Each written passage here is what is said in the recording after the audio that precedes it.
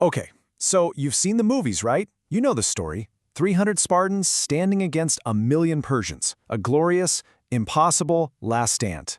But what if I told you the real story is less about being invincible and way more impressive? Right. The legend of Thermopylae is one of the most epic tales in all of history, and for a really good reason. But, like with all great legends, the Hollywood version kind of smooths over all the really cool, messy, and frankly far more strategic reality of what actually went down. And this just lays it all out, doesn't it? On the left, you've got the myth. 300 super soldiers in this heroic but doomed fight. But the reality? Oh man, it's so much better. It wasn't just 300. It was actually about 7,000 Greeks. And this wasn't some desperate last-ditch effort. It was a calculated, brilliant strategic plan to buy time for everyone else.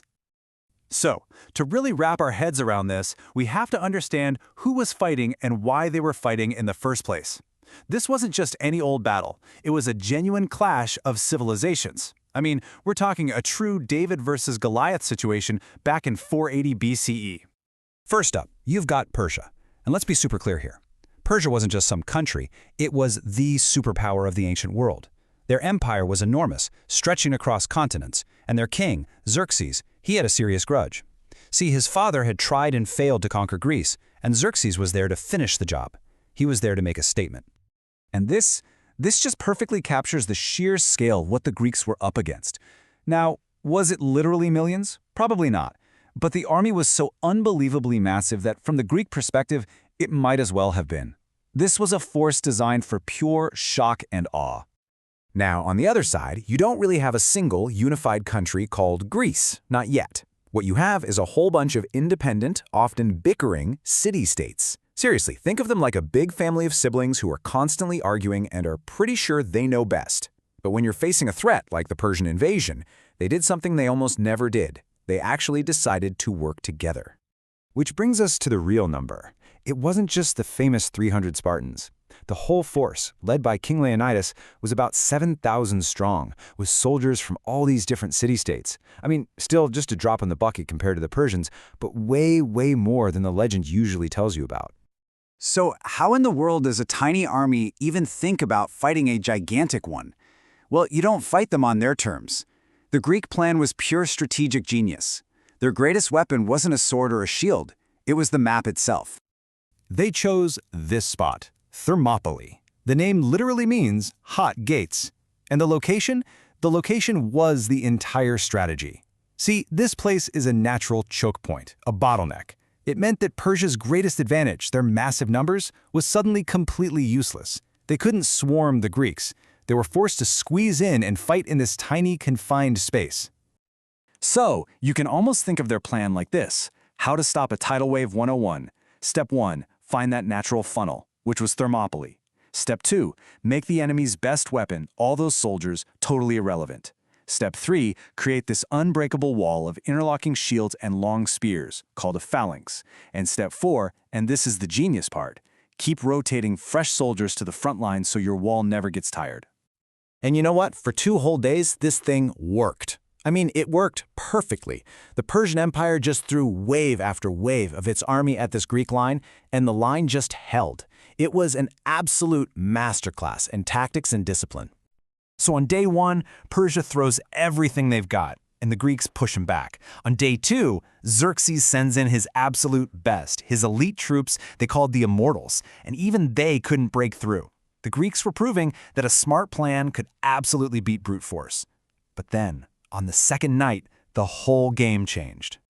But before we get to what happened, we really have to take a second to appreciate just what this phalanx was. It wasn't just guys standing in a line. No. This was a living, breathing fortress. You had interlocking shields, a forest of deadly spears, and behind it all a wall of pure, disciplined determination that the most powerful army on Earth just could not get through. Yeah, but see, no plan is foolproof, right? Especially when you factor in a little thing called human nature. This brilliant strategy wasn't about to be beaten by force. It was undone by betrayal. And that's when the mission had to shift from a strategic delay to a legendary sacrifice. A local guy, hoping he'd get a big reward, showed the Persians a secret little trail through the mountains that went right around the pass. And just like that, that was it. Strategically, the battle was over. The Greeks were about to be totally surrounded, their brilliant choke point strategy gone.